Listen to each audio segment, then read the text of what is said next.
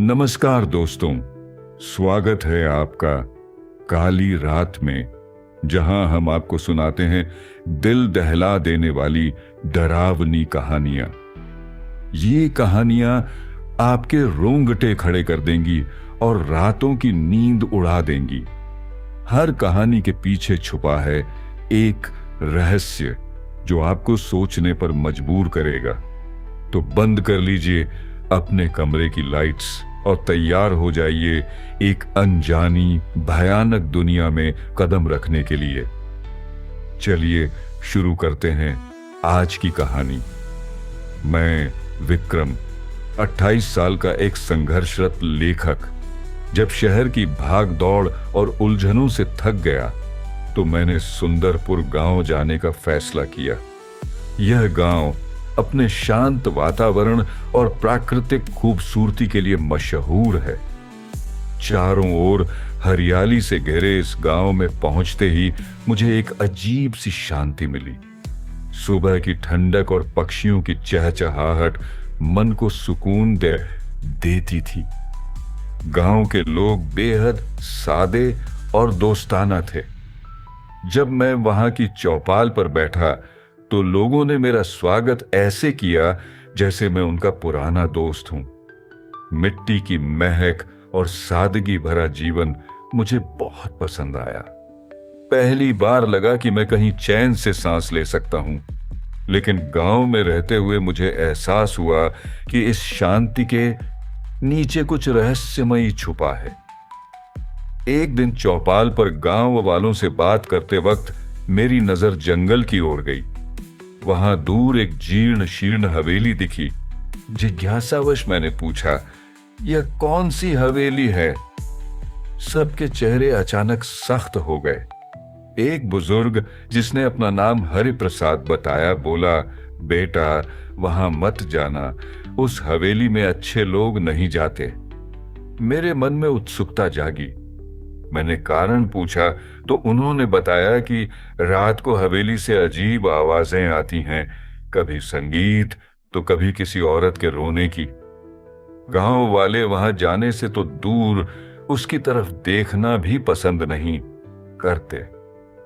यह सुनकर मुझे एक अजीब सा आकर्षण हुआ।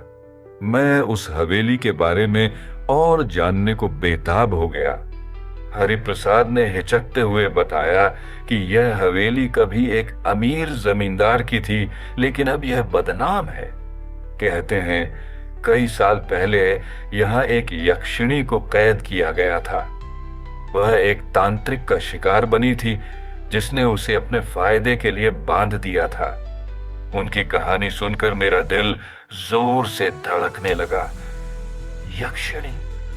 मैंने तो बचपन में सिर्फ कहानियों में सुना था कि यक्षिणियां बेहद खूबसूरत होती हैं, पर बहुत खतरनाक भी। वे इंसानों को अपनी ओर खींचती हैं और फिर उनकी आत्मा निगल जाती है। हरिप्रसाद की आवाज कांप रही थी। उन्होंने आगे कहा कि उस यक्षिणी को बांधने के बाद से गांव में अजीब घटनाएं होने लगीं। कई लोग उस हवेली में गए पर कभी लौटे नहीं। जो लौटे वे पागल हो गए। उनकी बातों ने मुझे डराया भी और उत्साह भी किया। शाम को मैं जंगल की ओर निकल पड़ा। हवेली वहां से साफ दिख रही थी। खंडहर में तब्दील वह हवेली इतनी डरावनी लग रही थी कि मैं कुछ देर तक बस उसे देखता रहा। सूरज डूब चुका था और आसमान पर अजीब सी लालिमा थी। जैसे ही मैं हवेली के पास पहुंचा, मुझे किसी के चलने की आवाज सुनाई दी। मैं ठिठक गया। झाड़ियों के पीछे से एक औरत की परछाई दिखी। वह बहुत लंबी और पतली थी, जैसे किसी परी कथा का किरदार। वह थोड़ी देर खड़ी रही, फिर गायब हो गई। मेरा दिल तेजी से धड़कने लगा। मैंने सोचा शायद यह मेरा वहम है, पर मैं जानता था कि जो देखा वह सच था। हवेली से लौटने के बाद मेरा मन शांत नहीं हुआ। जो कुछ मैंने देखा वह मेरे दिमाग में बार बार घूम रहा था। मैं खुद को समझाने की कोशिश करता कि यह सब मेरी कल्पना है, पर जितना मैं भूलने की कोशिश करता उतना ही मेरा मन हवेली की ओर खींचता। गांव वालों की बातें याद आती, हरिप्रसाद का डर और बाकियों की चुप्पी जो मुझे और परेशान करती थी। मुझे लगने लगा कि उस हवेली में कुछ ऐसा है जो मैं समझ नहीं पा रहा। यह डर और आकर्षण का अजीब मेल था। मैं जितना उससे दूर रहने की कोशिश करता उतना ही उसके पास जाने की चाह बढ़ती। उस शाम मैं खुद को रोक न सका। हवेली के रहस्य ने मुझे पूरी तरह अपनी ओर खींच लिया। सूरज डूब रहा था और नारंगी रोशनी में हवेली और भी डरावनी लग रही थी। मैंने हिम्मत जुटाई और उसके पास पहुंचा। हवेली बहुत पुरानी थी, जैसे सालों से कोई वहां नहीं आया। दरवाजे की लकड़ियां सड़ चुकी थीं, दीवारों पर काई जमी थी और खिड़कियों की खाली जगह मुझे घूर रही थी। मैंने धीरे से अंदर कदम रखा। चारों तरफ धूल और जाले थे। फर्श पर बिखरे कांच और टूटी मूर्तियां किसी तबाही की कहानी कह रहे थे। एक कोने में तांत्रिक चिन्हों और मंत्रों से भरी दीवार दिखी। यह सब देखकर मेरी बेचैनी बढ़ी। अंदर का माहौल इतना भारी था कि लगा जैसे कोई मुझे लगातार देख रहा हो। लेकिन जितना डर बढ़ता उतनी ही मेरी जिज्ञासा भी तेज होती। हवेली में कुछ कदम और बढ़ाने पर मुझे एक अजीब आवाज सुनाई दी, जैसे कोई गुनगुना रहा हो। मैं रुक गया। आवाज धीमी थी पर साफ सुनाई दे रही थी। लगा जैसे कोई औरत गा रही हो। मेरे रोंगटे खड़े हो गए। मैंने चारों ओर देखा पर कोई नहीं था। आवाज धीरे धीरे तेज हुई, कभी संगीत जैसी तो कभी दर्द भरे रुदन जैसी। मुझे समझ नहीं आया कि क्या करूं, बाहर लिखूं या अंदर जाकर देखूं कि यह आवाज कहां से आ रही है। मेरी जिज्ञासा डर पर भारी पड़ी और मैं आवाज के पीछे चल पड़ा। हवेली के एक बड़े कमरे में पहुंचते ही आवाज अचानक बंद हो गई। कमरे में अजीब सी ठंड थी। दीवारों पर काले निशान और फर्श पर बने चेहरों को देखकर मेरी सांसें तेज हो गईं। यह कोई आम जगह नहीं थी। मैंने डरते डरते कमरे में कदम रखा। माहौल इतना भारी था कि हर सांस लेना मुश्किल लग रहा था। अचानक मुझे लगा कि कमरे के एक कोने में कुछ हलचल हुई। जैसे ही मैंने उस ओर देखा, वहां एक औरत खड़ी थी। मेरी नजर उस पर ठहर गई। वह बेहद खूबसूरत थी। गहरी मोहक आंखें, लंबे चमकदार बाल और लाल साड़ी जो अजीब तरह से चमक रही थी। तुम कौन हो? मैंने कांपती आवाज में पूछा। उसने मुस्कुराते हुए कहा, मैं मालती हूं, इस जगह की मालिक। उसकी आवाज नरम थी पर उसमें एक अजीब ताकत थी। मैं एक पल के लिए उसकी बातों में खो गया। उसने मुझे पास बुलाया और मैं उसके करीब चला गया, जैसे कोई अदृश्य शक्ति मुझे खींच रही हो। उसने मेरी आंखों में देखा और कहा, तुम यहां क्यों आए? मैं कुछ जवाब न दे सका। उसकी मौजूदगी ने मुझे पकड़ लिया था।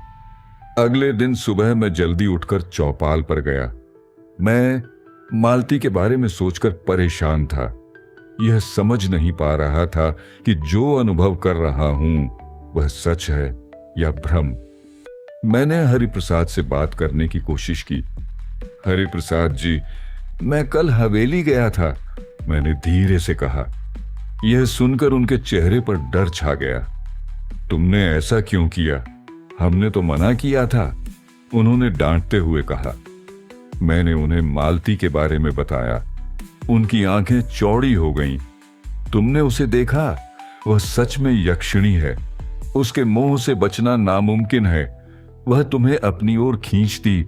और फिर उन्होंने बात अधूरी छोड़ दी। गांव के बाकी लोग भी मेरे पास आ गए। किसी ने कहा, वहां फिर मत जाना। किसी ने कहा, उससे दूर रहो वरना तुम्हारी जान खतरे में पड़ जाएगी। उनकी बातों ने मुझे और उलझन में डाल दिया। मैं सोचने लगा, क्या मालती सच में यक्षिणी है या ये सिर्फ कहानी है? उस रात मैं सोने की कोशिश कर रहा था और मालती का चेहरा मेरी आंखों के सामने बार बार आ रहा था। उसकी गहरी आंखें और रहस्यमयी मुस्कान मुझे बेचैन कर रही थी। मैं समझ नहीं पा रहा था कि यह सब मेरे साथ क्यों हो रहा है। रात के किसी पहर मुझे लगा जैसे कोई मेरे कमरे में है। मैंने आंखें खोली पर वहां कोई नहीं था। फिर भी मुझे उसकी खुशबू महसूस हुई। उसकी मौजूदगी का एहसास इतना गहरा था कि मैं बिस्तर से उठ खड़ा हुआ। मैंने खुद को समझाने की कोशिश की कि यह सब मेरी कल्पना है, पर सच तो यह था कि मैं उससे खुद को दूर नहीं कर पा रहा था। उसकी बातें, उसकी आवाज, उसकी मुस्कान, सब कुछ मुझे उसकी ओर खींच रहा था। मैंने तय किया कि उसके बारे में और जानने के लिए फिर हवेली जाऊंगा। मुझे पता था कि यह खतरनाक है, पर मेरा मन मानने को तैयार नहीं था। मालिक ने मुझ पर अजीब सा असर डाल दिया था। मालती का ख्याल मेरे मन से निकल ही नहीं रहा था। उसकी गहरी आंखें, उसकी मुस्कान और उसकी आवाज, सब कुछ मेरे दिलो दिमाग पर छा गया था। हवेली में बिताया वह छोटा सा पल मुझे ऐसा बांध गया था जैसे मैं उसकी कठपुतली बन गया हूं। जब भी मैं उसके बारे में सोचना, मेरा दिल तेजी से धड़कने लगता। लेकिन यह सिर्फ आकर्षण नहीं था। उसके चेहरे की मोहकता में कुछ ऐसा था जो मुझे भ्रमित कर रहा था। मैं खुद से पूछता, क्या वह सच में यक्षिणी है?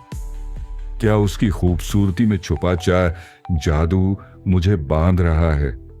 मैंने बहुत कोशिश की कि यह सब मेरा वहम है, पर सच्चाई यह थी कि जितना मैं उससे दूर रहने की कोशिश करता, उतना ही उसके ख्याल मुझे अपनी ओर खींच लेते। उसकी छवि मेरे अंदर गहरी होती जा रही थी। ऐसा लग रहा था जैसे मेरे सारे विचारों पर उसका कब्जा हो गया हो। उस रात मैंने एक अजीब सपना देखा। मैं एक सुनसान जगह पर खड़ा था। चारों ओर सिर्फ धुंध थी और बीच में मालती खड़ी थी। उसने लाल साड़ी पहनी थी और उसकी आंखों में वही गहराई थी जिसने मुझे पहली बार मोहित किया था। उसने मुझे पास बुलाया। विक्रम, तुम मेरे पास क्यों नहीं आते? उसकी आवाज मेरे कानों में गूंजी। मैं उसकी ओर बढ़ा। उसकी मुस्कान ने मुझे ऐसा महसूस कराया जैसे मैं किसी और दुनिया में पहुंच गया हूं। लेकिन जब मैं उसके करीब पहुंचा, उसकी आंखें अचानक लाल हो गईं। मैं डर के मारे जाग गया। सपना इतना अच्छा लगा कि मैं पसीने से तर हो चुका था। अगले दिन भी वह सपना मेरे दिमाग में घूमता रहा। धीरे धीरे मुझे लगा कि मेरे सपने और हकीकत के बीच की दूरी कम हो रही है। मुझे समझ नहीं आ रहा था कि यह सब मेरा भ्रम है या सच में कुछ अजीब हो रहा है। मैंने तय किया कि मुझे मालती और उस हवेली के ख्यालों से दूर रहना होगा। मैंने खुद को काम में व्यस्त करने की कोशिश की। एक नई कहानी शुरू की, गांव वालों के साथ वक्त बिताया और दिन भर खुद को व्यस्त रखने के तरीके ढूंढे। लेकिन जितना मैं उससे दूर रहने की कोशिश करता, उतना ही वह मेरे ख्यालों में हावी हो जाती। रात को उसकी छवि मेरे सामने आ जाती, उसकी आवाज मेरे कानों में गूंजती। मैं जानता था कि यह मेरे लिए ठीक नहीं है, पर फिर भी मैं उससे दूर नहीं जा पा रहा था। एक दिन मैंने तय किया कि हवेली के पास नहीं जाऊंगा। मैंने अपने कदम पीछे खींचने की कोशिश की, पर मेरे अंदर का एक हिस्सा मुझे उसकी ओर खींच रहा था। यह ऐसा जाल था जिससे निकलना नामुमकिन था। एक शाम मैं अनजाने में हवेली की तरफ चल पड़ा, मानो मेरे अंदर कोई ताकत मुझे वहां ले जा रही हो। जब मैं पहुंचा तो मालती पहले से दरवाजे पर खड़ी थी। उसने मुझे देखकर मुस्कुराया। तुम क्यों खुद से लड़ रहे हो विक्रम? उसने कहा। उसकी आवाज में कुछ ऐसा था जो मेरे दिल को छू गया। मैं उसके पास गया। उसने मेरे हाथ थामे और मेरी आंखों में देखा। तुम्हारे अंदर जो खालीपन है, मैं उसे भर सकती हूं, उसने धीरे से कहा। उसकी बातें मेरे अंदर के अंधेरे को छू रही थीं। उसने मेरे जीवन के उन हिस्सों को छुआ जिन्हें मैंने खुद से भी छुपाया था। उसने मेरे दर्द, मेरे डर और मेरी कमजोरियों से मुझे जोड़ा। उसने कहा, तुम अकेले नहीं हो, मैं तुम्हारे साथ हूं। उसकी बातों ने मुझे ऐसा महसूस कराया जैसे मैं उससे भावनात्मक रूप से जुड़ गया हूं। मालती ने मेरा हाथ अपने हाथ में लिया। उसका स्पर्श बहुत ठंडा था, पर उसमें एक अजीब सी गर्माहट भी थी। लगा जैसे उसका स्पर्श मेरी आत्मा तक पहुंच रहा हो। उसने मुझे अपने करीब खींचा। उसकी उंगलियां मेरी कलाई पर फिसली और एक ठंडी लहर मेरे शरीर में दौड़ गई। मैंने महसूस किया कि उसकी मौजूदगी में सब कुछ बदल रहा है। उसकी सांसों की हल्की गर्माहट और हाथों की ठंडक ने मुझे पूरी तरह जकड़ लिया। उसने मेरे कान में कहा, तुम मेरे हो विक्रम, सिर्फ मेरे। उस पल मुझे लगा कि मैं उसकी पकड़ में पूरी तरह फंस चुका हूं। उसकी मौजूदगी, उसका स्पर्श और उसकी आवाज ने मुझे ऐसी जगह लाकर खड़ा कर दिया जहां से लौटना नामुमकिन लग रहा था। मैंने खुद को उसकी ओर खींचता महसूस किया और यकीन हो गया कि अब मैं उसे वशीकरण से बच नहीं सकता। अगली सुबह मेरी बेचैनी अपने चरम पर थी। मालती की महक और उसके आसपास का रहस्य मुझे चैन नहीं लेने दे रहा था। मैंने ठान लिया कि मुझे इस हवेली की सच्चाई जाननी होगी। मैंने हरिप्रसाद से बात करने का फैसला किया। और प्रसाद जी, हवेली की कहानी क्या है? सच सच बताओ, मैंने उनसे पूछा। हरिप्रसाद ने मेरी आंखों में देखा और गहरी सांस ली। यह कहानी बहुत पुरानी है, उन्होंने कहा। मालती इस गांव की नहीं थी, वह किसी बड़े राज्य की राजकुमारी थी। उसकी खूबसूरती की चर्चा दूर दूर तक थी, पर उसका जीवन बहुत दुखी था। एक लालची तांत्रिक ने उसकी आत्मा को इस हवेली में बांध दिया। तब से वह यहीं कैद है। उनकी बातों ने मेरे मन में और सवाल खड़े थे, लेकिन सवाल यह था कि क्या ये मंत्र अब भी काम कर रहे थे? हवेली के एक पुराने कमरे में घुसते ही मेरी नजर फर्श पर पड़े कुछ अजीब निशानों पर पड़ी। पहले लगा कि ये सिर्फ धूल या काई के धब्बे हैं, पर करीब से देखने पर समझ आया कि ये पुराने खून के निशान हैं। मैंने फर्श को छुआ। खून के ये धब्बे इतने पुराने थे कि सूख कर गहरे काले हो गए थे, पर उनकी मौजूदगी ने मेरी सांसें रोक दी। ऐसा लगा जैसे उस कमरे में कोई भयानक घटना घटी हो। मेरे मन में सवाल उठे, क्या यह खून मालती का है या किसी और का जो उसके जाल में फंस गया था? कमरे का माहौल बहुत भारी था। हर कदम पर ऐसा लग रहा था जैसे कोई मुझे देख रहा हो। मैं समझ नहीं पा रहा था कि वहां रुकूं या लौट जाऊं। उस रात जब मैं सोया तो मुझे फिर एक अजीब सपना आया। मैं उसी हवेली के अंदर था। मालती मेरे सामने खड़ी थी, पर इस बार उसका चेहरा बदल गया था। उसकी खूबसूरती गायब हो चुकी थी।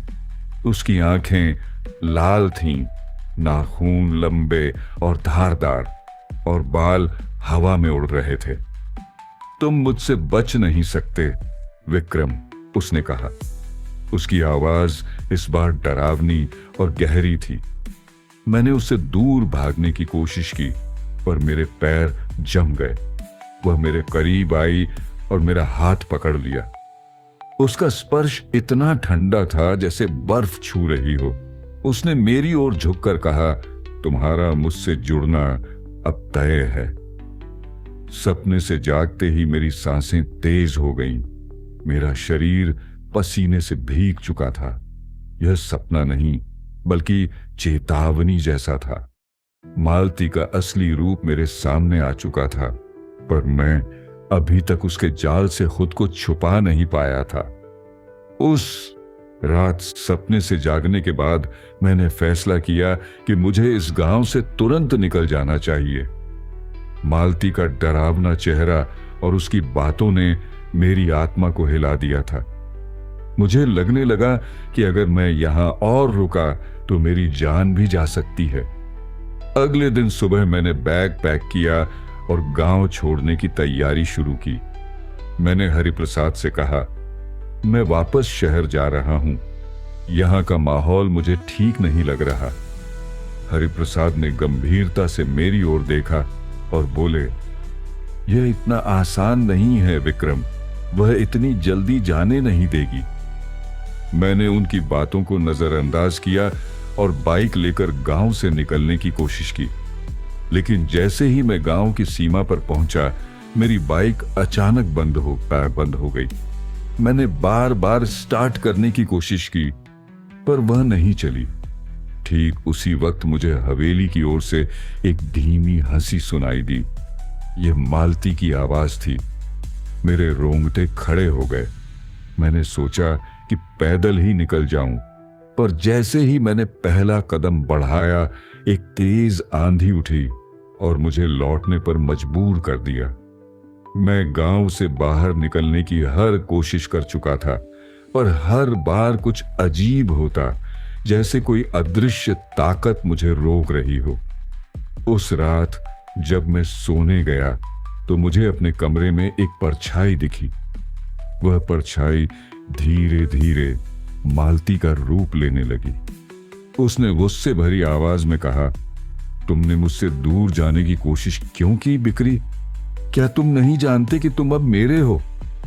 उसका चेहरा इस बार पहले से भी डरावना था। उसकी आंखें जल रही थीं और मुस्कान में एक अजीब सा खौफ था। मैंने उससे कहा, मुझे जाने दो, मैं तुम्हारे लिए सही इंसान नहीं हूं। पर उसने मेरी बात अनसुनी कर दी। उसने कहा, तुम यहां से भाग नहीं सकते।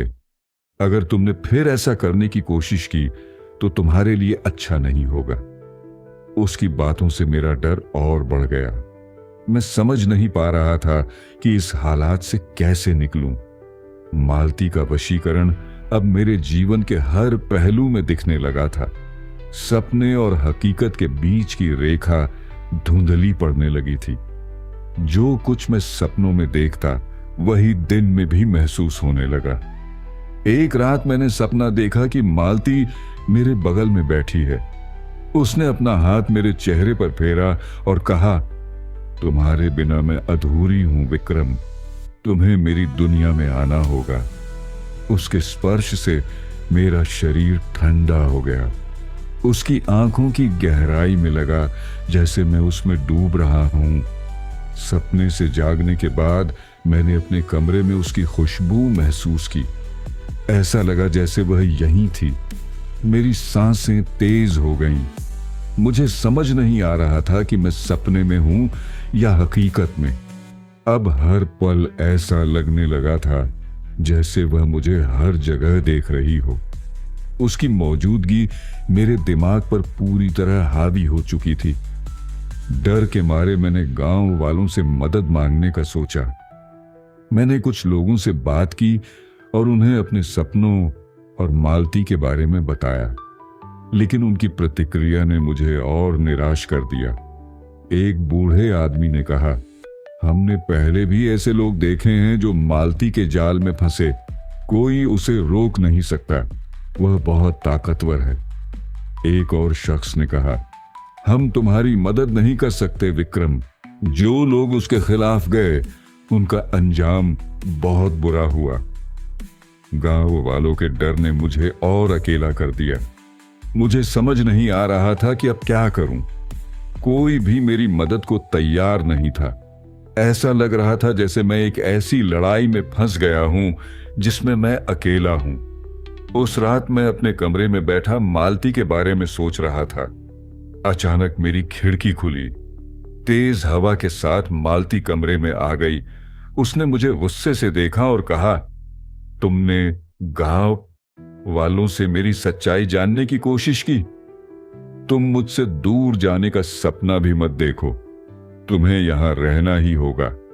तुम मेरे बिना कहीं नहीं जा सकते। उसकी आंखों में गुस्सा और दर्द का मिश्रण था। वह मेरे पास आई और मेरे कंधे पर हाथ रखा। उसका स्पर्श इतना ठंडा था कि मेरा पूरा शरीर कांप उठा। उसने कहा, अगर तुमने मुझसे दूर जाने की कोशिश की तो इसका अंजाम बहुत बुरा होगा। तुम्हारा भाग्य अब मुझसे बंध चुका है। उसकी बातों से मेरा डर और बढ़ गया। मैं समझ नहीं पा रहा था कि इस जाल से कैसे निकलूं। मालिक ने मुझे पूरी तरह अपने वश में कर लिया था। मालती के डरावने रूप और उसकी कमियों से मैं पूरी तरह टूट चुका था। मेरे पास कोई चारा नहीं था। मैंने हरिप्रसाद से मदद मांगी। वह पहले हिचकिचाए, फिर बोले, पास के जंगल में एक तांत्रिक रहते हैं महादेव, शायद वही तुम्हारी मदद कर सके। हरिप्रसाद मुझे महादेव के पास ले गए। हम जंगल के बीच एक छोटी कुटिया तक पहुंचे। कुटिया के बाहर हड्डियों के ताबीज लटके थे। माहौल रहस्यमय था।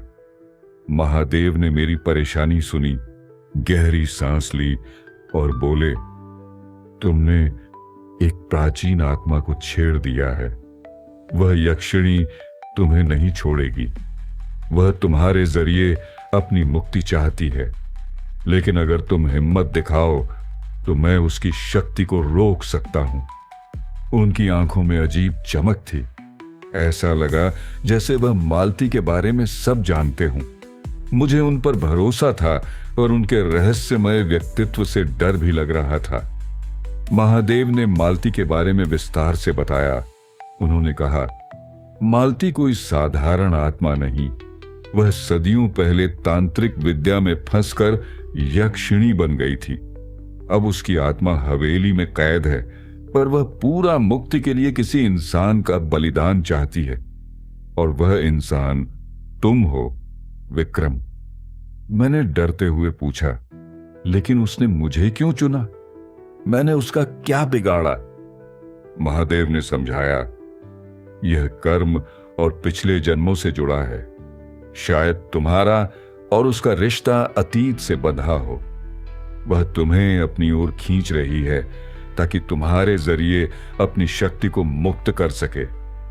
उनकी बातें सुनकर मेरा मन भारी हो गया। मुझे अपनी जिंदगी का अंत करीब दिखने लगा। लेकिन महादेव ने मुझे तसल्ली दी, डरने की जरूरत नहीं। अगर तुम मेरी बात मानोगे तो मैं तुम्हें बचा सकता हूं, पर इसके लिए तुम्हें मेरा पूरा साथ देना होगा। महादेव ने बताया कि यक्षिणी को रोकने का एकमात्र तरीका है हवेली में यज्ञ करना। उन्होंने कहा, यह यज्ञ उसे उसके बंधनों में फिर से बांध देगा, लेकिन यह आसान नहीं होगा। यक्षिणी हर तरह से इसे रोकने की कोशिश करेगी। तुम्हें हिम्मत दिखानी होगी। उन्होंने मुझे यज्ञ के लिए जरूरी सामग्री की सूची दी, खास जड़ी बूटियां, कुछ मंत्र और एक चक्र जो महादेव ने खुद बनाया था। उन्होंने कहा, इस चक्र को यज्ञ के केंद्र में रखना होगा। यह यक्षिणी की शक्ति को बांधेगा।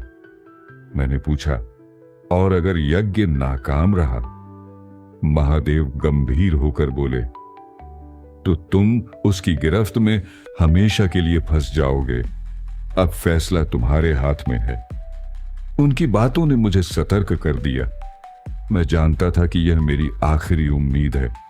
मैंने तय किया कि चाहे कुछ भी हो, मैं यज्ञ पूरा करूंगा। अगली रात हम हवेली पहुंचे। महादेव ने यज्ञ की तैयारी शुरू की। हवेली के मुख्य हॉल में अजीब सी बेचैनी थी। दीवारों पर लटके ताबीज और मंत्रों ने उस जगह को और भयानक बना दिया था। महादेव ने मंत्रों का जाप शुरू किया। उन्होंने यज्ञ कुंड जलाया और उसमें जड़ी बूटियां डालनी शुरू की।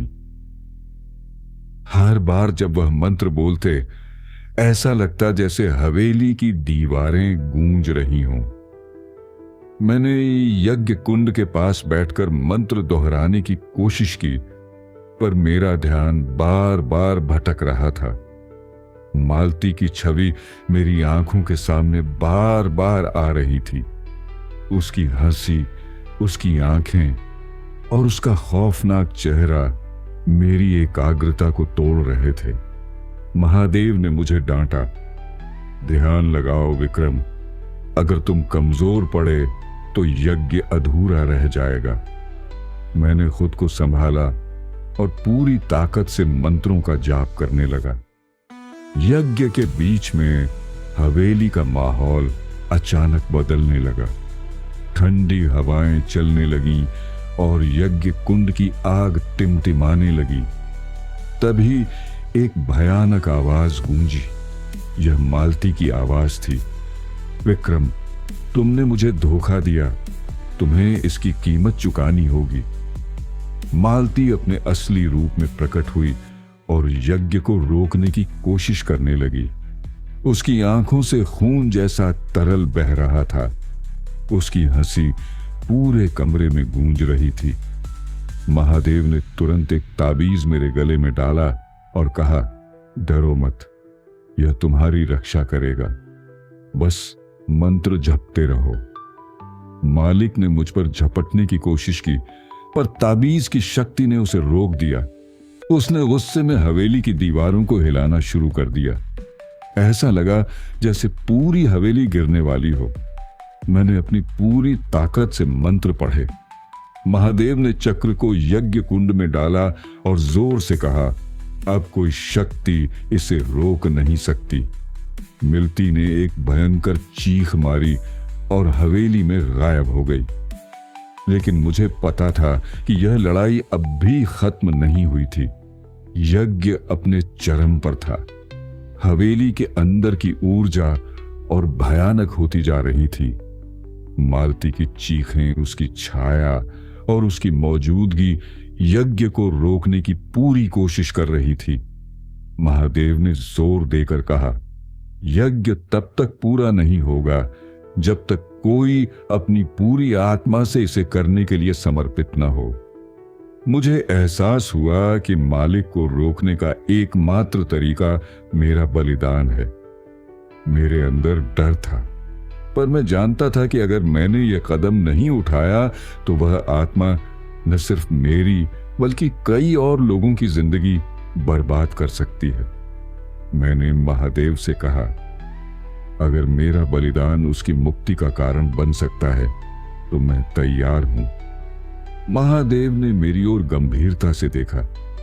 उन्होंने मुझे यज्ञ कुंड के पास बैठने को कहा। मेरे अंदर एक अजीब सी शांति थी।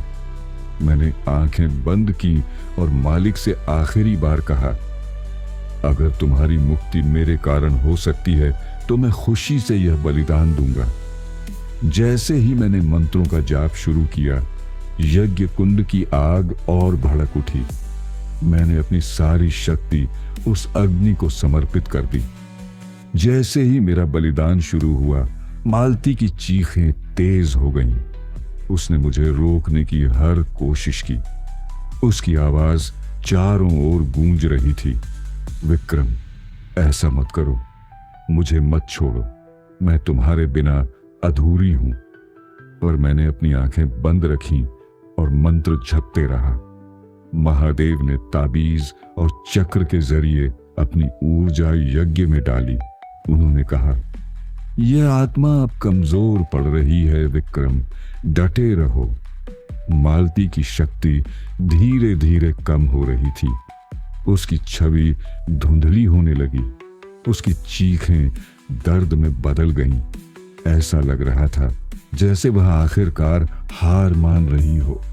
उसने आखिरी बार मेरी ओर देखा और कहा, तुमने मुझे छोड़ा नहीं विक्रम, तुमने मुझे मुक्त किया, धन्यवाद।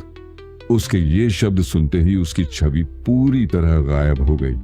हवेली में फैला अंधेरा धीरे धीरे खत्म हो गया। महादेव ने कहा, तुमने ये कर दिखाया विक्रम, अब वह आत्मा तुम्हें कभी परेशान नहीं करेगी। मालती की आत्मा को आखिरकार शांति मिल गई। मुझे लगा जैसे हवेली का पूरा माहौल बदल गया हो। वह भारीपन, वह ठंड और वह नकारात्मक ऊर्जा सब खत्म हो चुकी थी। महादेव ने यज्ञ कुंड में आखिरी मंत्र पढ़ते हुए कहा, यह आत्मा अब अपने बंधनों से मुक्त हो गई है। वह अब किसी को नुकसान नहीं पहुंचाएगी। मेरे अंदर एक अजीब सा सुकून था।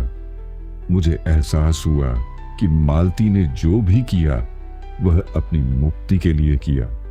वह खुद भी इस कैद से थक चुकी थी। महादेव ने मुझसे कहा, यह यज्ञ तुम्हारे साहस और बलिदान के बिना पूरा नहीं हो सकता था। अब वह आत्मा हमेशा के लिए शांति में है। मैंने पहली बार मिलने के लिए दया महसूस की। वह एक भटकती आत्मा थी जिसे बस मुक्ति चाहिए थी।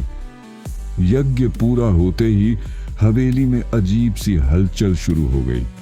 उसकी दीवारों में दरारें पड़ने लगी, छत से धूल गिरने लगी।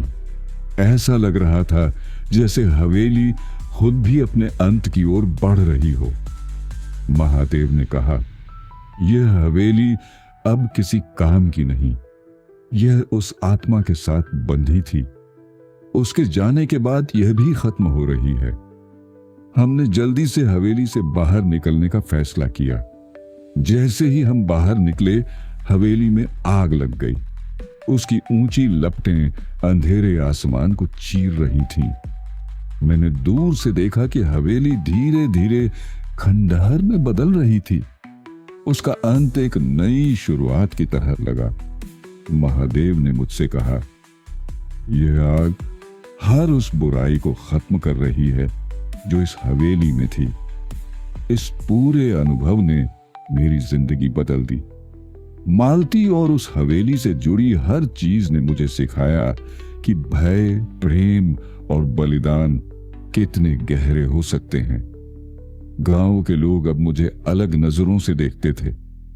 मैंने इस घटना के बारे में किसी से ज्यादा बात नहीं की, पर मेरे मन में यह ख्याल बार बार आता था कि यह कहानी दुनिया को बताना चाहिए।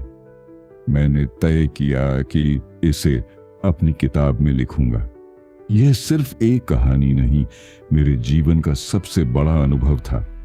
जब भी मैं हवेली की ओर देखता, मुझे मालती की मुस्कान याद आती। वह मुस्कान जो अब डरावनी नहीं बल्कि शांति से भरी थी। मैंने खुद से कहा, यह अंत नहीं बल्कि एक नई शुरुआत है। मालती अब हमेशा के लिए मुक्त है। तो दोस्तों, यहां खत्म होती है काली रात की आज की कहानी। अगली बार फिर मिलेंगे एक नई डरावनी कहानी के साथ। तब तक रात को सावधान रहें, क्योंकि काली रात में कुछ भी हो सकता है।